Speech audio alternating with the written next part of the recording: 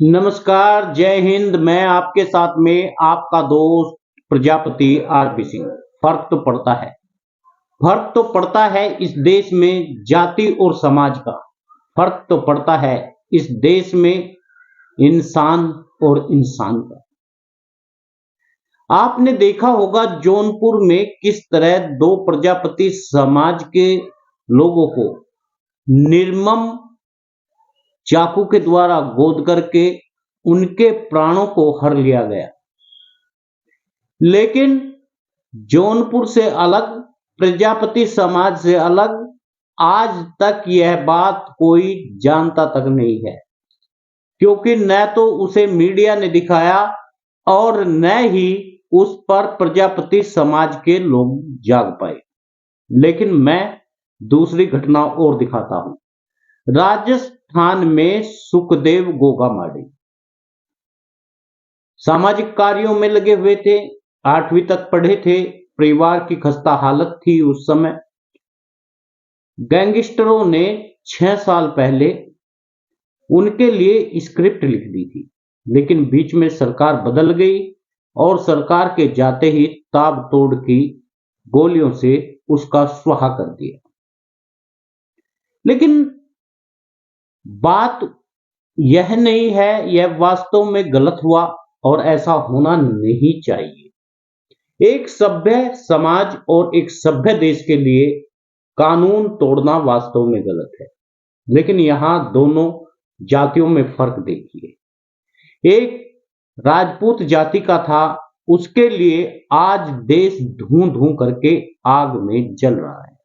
वहीं पर वे दो बेटे प्रजापति समाज यानी कुम्हार समाज के थे, उनके लिए कोई आवाज उठाने वाला नहीं बना। आज शासन प्रशासन पक्ष विपक्ष तमाम लोग सबके सब बात करते हैं सुखदेव गोगामाड़ी। लेकिन क्या अंकित प्रजापति और अजय प्रजापति की बात नहीं होनी चाहिए? क्या पूरे देश में इस पर सवाल सरकार से नहीं पूछना चाहिए? क्या आखिर उन युवाओं की क्या गलती थी जो अपने माता पिता का पेट भरते थे और उनके बाद में उस घर का विनाश हो गया? उस पर सवाल क्यों नहीं उठाते? उस पर मीडिया डिबेट क्यों नहीं बैठाती और उस पर क्यों नहीं बोलते पक्ष विपक्ष के लोग? आज प्रजापति समाज के लोग चाहते तो इस पर भी बवाल मचा सकते थे, लेकिन प्रजापति समाज एक सभ्य समाज है और सभ्य समाज की श्रेणी में आता है, इसलिए उन्होंने देश नहीं चलाया। आज सुखदेव के लिए जहां गिरफ्त में हत्यारे आ चुके हैं और गिरफ्तार हो चुके हैं, उन्होंने लिखा बताया कि 6 साल पहले जिस समय वसुंधरा राजे की सरकार थी, उस समय वसुंधरा राजे की सरकार को गिराने का काम सुखदेव गोगामाड़ी ने किया था, क्योंकि उस समय आनंदपाल का इनकाउंटर हुआ था और इनकाउंटर में करणी सेना ने बड़ा प्रदर्शन किया था, जिस कारण वसुंधरा राजे की सरकार गिर गई थी, यानी चुनाव में हार गई थी और कांग्रेस सरकार आ गई थी। उन्होंने फिर इंतजार किया, जब सरकार भाजपा की आएगी उस समय इसे ठिकाने लगा दिया जाएगा। सही वक्त उन्होंने चुना। सरकार बदलते ही उन्होंने सुखदेव का काम तमाम कर दिया, यानी बीच की सरहद पे खड़े होकर के न मुख्यमंत्री बन पाया और न मुख्यमंत्री पुराना उतर पाया। यानी राजस्थान में राष्ट्रपति शासन लागू था उस समय भी, लेकिन यह तय हो गया था कि भाजपा सरकार आ गई है, अब इन अपराधियों का कुछ बिगड़ने वाला नहीं है। वहीं पर भारतीय जनता पार्टी की सरकार उत्तर प्रदेश में है। भारतीय जनता पार्टी पूरी तरह से यहां मजबूत स्थिति में है और यह भी तय है कि भारतीय जनता पार्टी को सबसे ज्यादा वोट देने का काम प्रजापति समाज करता है। और वहीं पर अंकित प्रजापति और अजय प्रजापति का नरसंहार हुआ, लेकिन उसके लिए मीडिया क्यों नहीं बोली?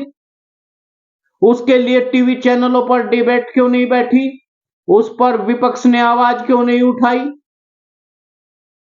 समाज के लोग जाते हैं, जिस भी दल के जाते हैं उसी दल के लोग कहने लगते हैं, हालांकि समाजवादी और भारतीय जनता पार्टी के ही लोग वहां पर गए, उससे प्रेमचंद प्रजापति जो भागीदारी पी पार्टी के थे वे गए, वे ही कहते हैं कि मुझे तो भाजपा ने भेजा है, योगी ने भेजा है, तो कहीं किसी को अखिलेश ने भेजा है।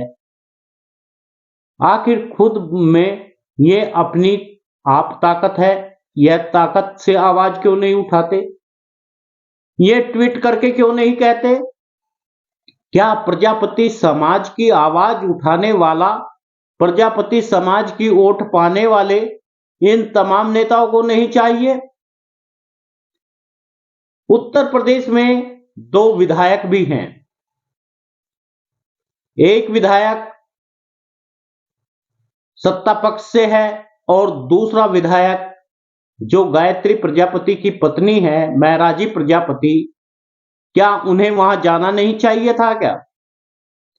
क्या मनोज प्रजापति को वहां जाना नहीं चाहिए था क्या?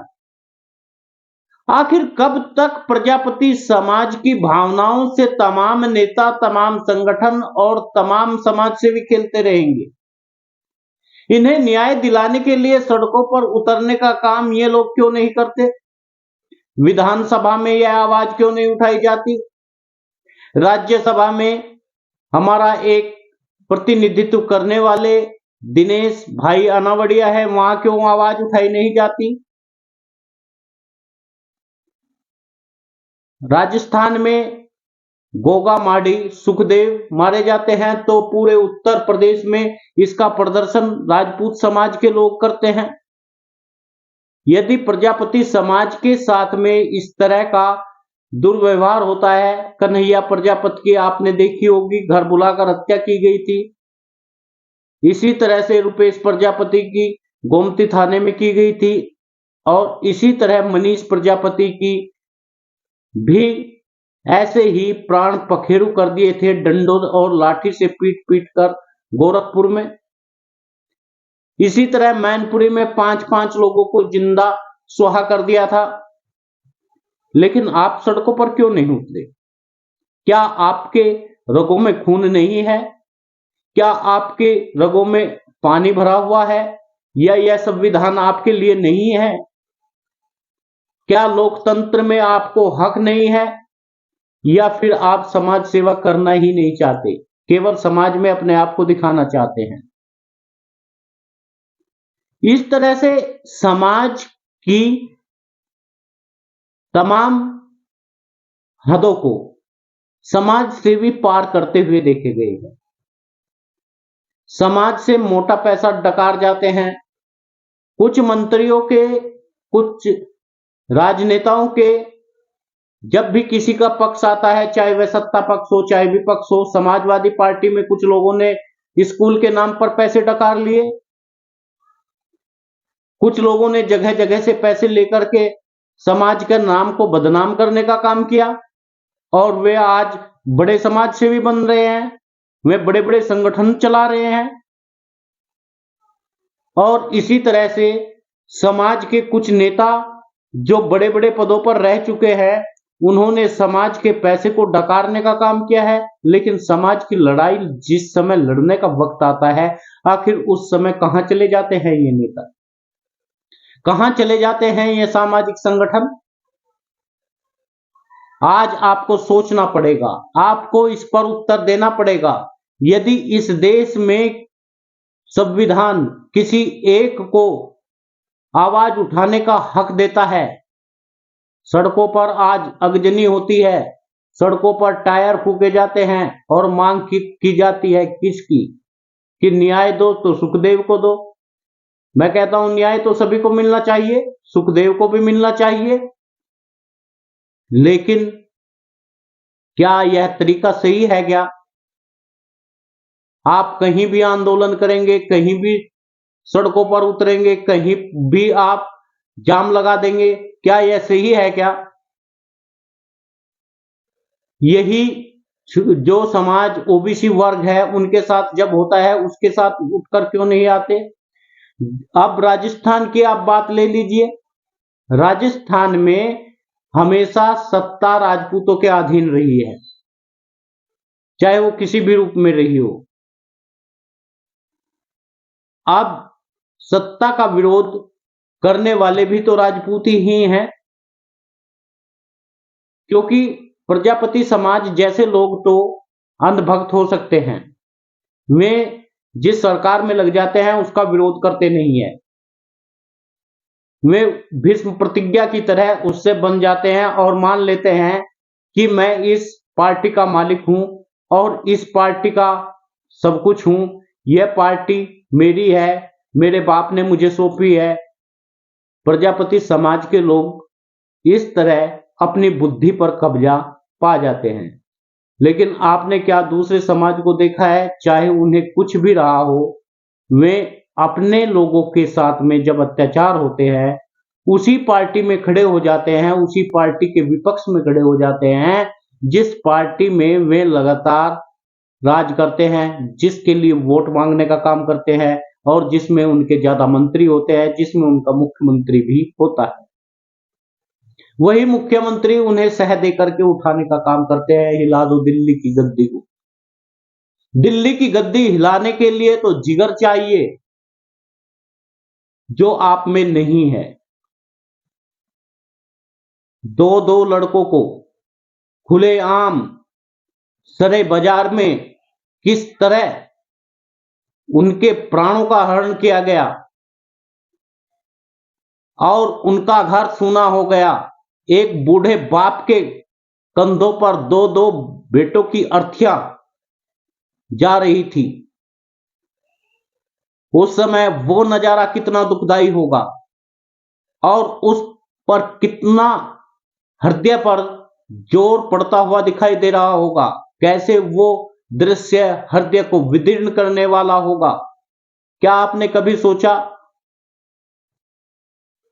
एक लड़की, नाबालिग लड़की जिसका नाम कामनी प्रजापति है, लंबे अरसे से गायब है और पुलिस प्रशासन इस पर कोई तवज्जो देना नहीं चाहता, पुलिस प्रशासन उसे ढूंढना नहीं चाहता। आपकी बेटी उठा ली जाए, आपकी पत्नी उठा ली जाए, आपके माँ बाप के साथ में दुर्व्यवहार किया जाए, लेकिन आपका खून नहीं खुलता। आप उसके लिए आंदोलन नहीं कर सकते, आप उसके लिए प्रदर्शन नहीं कर सकते। आप केवल सोशल मीडिया पर बातें बनाना जानते हो, आप सोशल मीडिया पर दूसरों की कॉपी को पेस्ट करना जानते हो, आप लोगों को केवल धर्म के उन्माद में फंसा करके आपका प्रयोग किया जा रहा है। साथियों, यदि आपको भी ऐसा लगता है कि वास्तव में समाज का भला नहीं हो रहा है, समाज आज गर्त में जा रहा है और समाज सेवी सोए हुए हैं, तो आपसे निवेदन है वीडियो को शेयर जरूर करिए। न्यूज चैनल यदि आपने सब्सक्राइब नहीं किया तो कर लीजिए, ताकि हर खबर आप तक पहुंच सके। वीडियो को लाइक जरूर करिए।